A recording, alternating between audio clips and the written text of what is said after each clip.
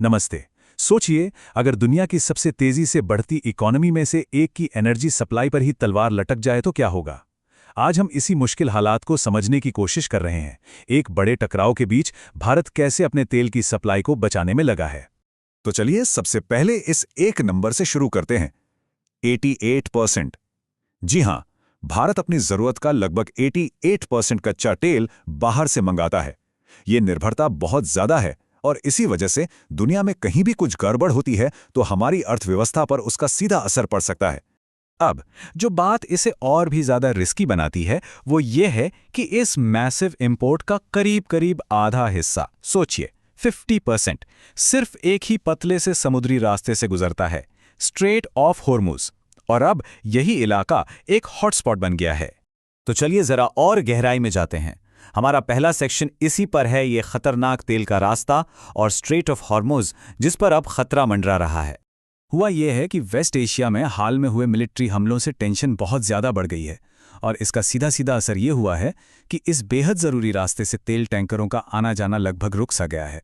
आप समझ लीजिए जैसे किसी ने हमारी एनर्जी की मेन पाइपलाइन ही बंद कर दी हो। तो ऐसे में भारत ने क्या किया, और यहीं से हम आते हैं अपने दूसरे सेक्शन पर। भारत ने कैसे पूरी दुनिया में नए रास्ते तलाशे, एक बहुत ही सोचा समझा स्ट्रेटेजिक मूव। और भारत ने कितनी तेजी से एक्शन लिया वो इन आंकड़ों से साफ पता चलता है। देखिए, इस कॉन्फ्लिक्ट से पहले स्ट्रेट ऑफ हॉर्मुज के बाहर से हम करीब 60% तेल लेते थे, लेकिन अब ये आंकड़ा बढ़कर 70% हो गया है। मतलब बहुत तेजी से और सोच समझकर सप्लाई के सोर्स बदले गए हैं। तो सवाल ये है कि ये एक्स्ट्रा तेल आ कहां से रहा है। तो अब भारत एनर्जी के लिए ज्यादा सुरक्षित ठिकाने ढूंढ रहा है, जैसे कि यूनाइटेड स्टेट्स, वेस्ट अफ्रीका और यहां तक कि लैटिन अमेरिका। और ये सिर्फ कोई अटकलें नहीं हैं। खुद ऑयल मिनिस्ट्री के एक टॉप अधिकारी ने ये कहा है। उन्होंने बताया, स्ट्रेट के बाहर वाले सोर्स पूरी तरह से काम कर रहे हैं और हम अब नॉन कॉन्फ्लिक्ट जोन से ज्यादा सप्लाई ले रहे हैं। मतलब सरकार की ये जो डाइवर्सिफिकेशन की स्ट्रैटेजी है, ये उसकी सीधी सीधी पुष्टि है। अब इस पूरी कहानी में एक बहुत ही इंटरेस्टिंग मोड़ आता है। चलिए देखते हैं। भारत के सॉल्यूशन का एक बड़ा और काफी कैलकुलेटेड हिस्सा, रशियन ऑयल। जी हां, एक ऐसी अपॉर्चुनिटी जिसकी शायद किसी ने उम्मीद नहीं की थी। जरा इस मौके का साइज तो देखिए। इस वक्त समुद्र में 120 मिलियन यानी 12 crore barrel Russian crude oil है।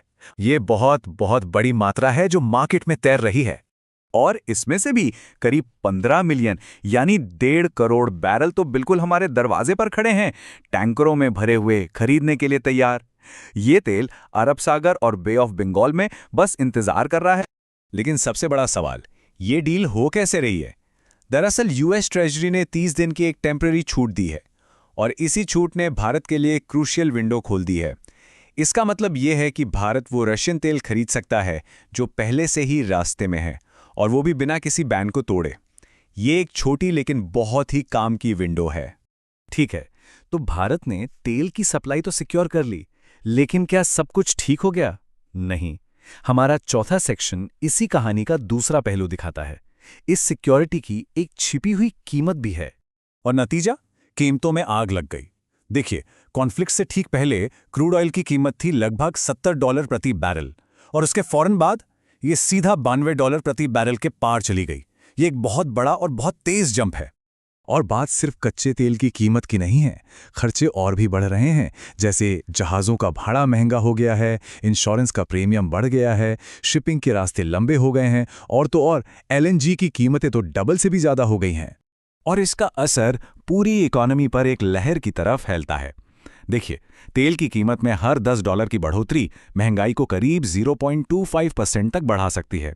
इससे सरकार का खजाना भी गड़बड़ा सकता है, हमारा इंपोर्ट बिल बढ़ जाता है और रुपए की कीमत पर भी दबाव पड़ता है। ये एक तरह का चेन रिएक्शन है जिसका असर हर जगह महसूस होता है। तो सब कुछ समेटें तो बात यहां आकर रुकती है। भारत ने आज के लिए तो अपनी तेल सप्लाई को बचा लिया है, लेकिन सवाल यह है कि इस सुरक्षा की जो कीमत चुकानी पड़ रही है, क्या हमारी इकोनॉमी उसे झेल पाएगी? ये एक ऐसा सवाल है जिसका जवाब हमें आने वाला वक्त ही देगा।